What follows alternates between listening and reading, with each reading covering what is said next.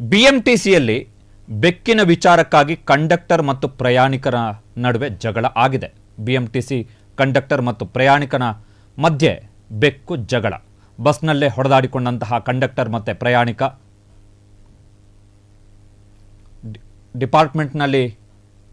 ಡಿಮಾರ್ಟ್ನಲ್ಲಿ ಕೆಲಸ ಮಾಡ್ತಿದ್ದಂತಹ ಪ್ರಯಾಣಿಕ ಮಂಜುನಾಥ್ ಅಪರಿಚಿತರು ಬಿಟ್ಟು ಹೋಗಿದ್ದಂತಹ ಬೆಕ್ಕಿನ ಮರಿಯನ್ನು ರಕ್ಷಣೆ ಮಾಡಿ ತೆಗೆದುಕೊಂಡು ಹೋಗ್ತಾ ಇದ್ರು. ಗಾಯಾಳು ಬೆಕ್ಕಿಗೆ ಆಹಾರ ನೀಡಿ ಮನೆಗೆ ತೆಗೆದುಕೊಂಡು ಹೋಗ್ತಾ ಇದ್ರು ಆ ಬೆಕ್ಕಿನ ಮರಿಯನ್ನು. ಸ್ಯಾಟಲೈಟ್ ಬಸ್ ಸ್ಟ್ಯಾಂಡ್ನಿಂದ ಪೀಣ್ಯ 2ನೇ ಹಂತದ ಬಸ್ ಹತ್ತಿದ್ರು ಮಂಜುನಾಥ್. ಆಯಿಲ್ ಬಾಕ್ಸ್ನಲ್ಲಿದ್ದ ಬೆಕ್ಕಿನ ಮರಿ ಕಿರಿಚುವುದನ್ನು ಕೇಳಿ ಕಂಡಕ್ಟರ್ ಪ್ರಶ್ನೆಯನ್ನು ಮಾಡ್ತಾರೆ. ಬಸ್ನಲ್ಲಿ ಬೆಕ್ಕು ತರೋದಕ್ಕೆ ಅವಕಾಶ ಇಲ್ಲ ಅಂತೇಳಿ ಕಂಡಕ್ಟರ್ ಆಕ್ಷೇಪವನ್ನು ವ್ಯಕ್ತಪಡಿಸ್ತಾರೆ. ರಾತ್ರಿ 10 ಗಂಟೆ ಆಗಿದ್ದರಿಂದ ನೆಕ್ಸ್ಟ್ ಸ್ಟಾಪ್ನಲ್ಲಿ ಇಳಿತೀನಿ ಅಂಥೇಳಿ ಪ್ರಯಾಣಿಕ ಮಂಜುನಾಥ್ ಅವರು ಕಂಡಕ್ಟರ್ಗೆ ಹೇಳ್ತಾರೆ. ಸಿಗ್ನಲ್ನಲ್ಲಿ ಇಳಿಯೋದಕ್ಕೆ ಬಿಡಲ್ಲ ಅಂಥೇಳಿ ಕಂಡಕ್ಟರ್ ಮತ್ತು ಪ್ರಯಾಣಿಕನ ನಡುವೆ ಜಗಳ ಶುರುವಾಗುತ್ತೆ. ಆ ಜಗಳ ಎಷ್ಟರ ಮಟ್ಟಿಗೆ ಹೋಗುತ್ತೆ ಅಂತ ಹೇಳಿದ್ರೆ ಮಾತಿಗೆ ಮಾತು ಬೆಳೆದು ಇಬ್ಬರು ಕೂಡ ಬಸ್ಸಿನ ಒಳಗಡೆಯೇ ಹೊಡೆದಾಡ್ಕೊಳ್ತಾರೆ.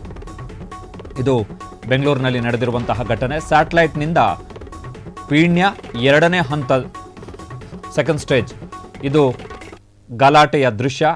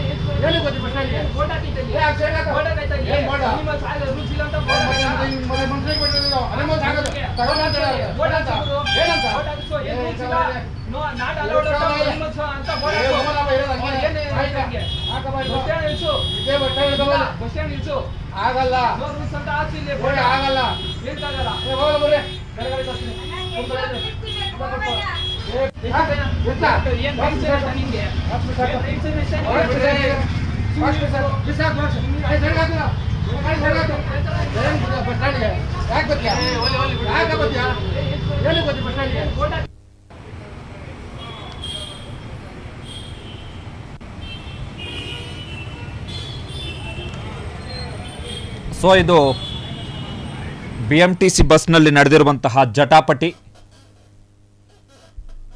ಸ್ಯಾಟಲೈಟ್ನಿಂದ ಪೀಣ್ಯ 2ನೇ ಹಂತಕ್ಕೆ ಹೋಗ್ತಾ ಇದ್ದಂತಹ ಬಸ್ಸು KA 51 AK 5230 ಬಸ್ನ ಸಂಖ್ಯೆ.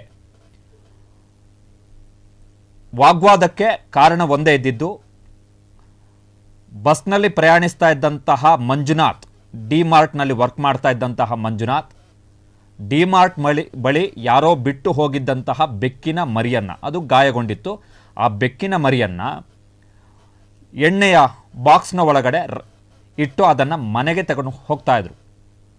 ಆದರೆ ಬಸ್ನಲ್ಲಿ ಹೋಗ್ತಾ ಇದ್ದಂತಹ ಸಂದರ್ಭದಲ್ಲಿ ಬೆಕ್ಕಿನ ಮರಿ ಕಿರಿಸ್ತು. ಅದರ ಸೌಂಡು ಕಂಡಕ್ಟರ್ಗೆ ಕೇಳಿಸ್ತು. ಸೌಂಡು ಕಂಡಕ್ಟರ್ಗೆ ಕೇಳಿಸಿದ ಬಳಿಕ ಕಂಡಕ್ಟರ್ ಆಕ್ಷೇಪವನ್ನು ಎತ್ತಾರೆ, ಬೆಕ್ಕನ್ನು ಬಸ್ನಲ್ಲಿ ತರೋ ಹಾಗಿಲ್ಲ ಅಂಥೇಳಿ.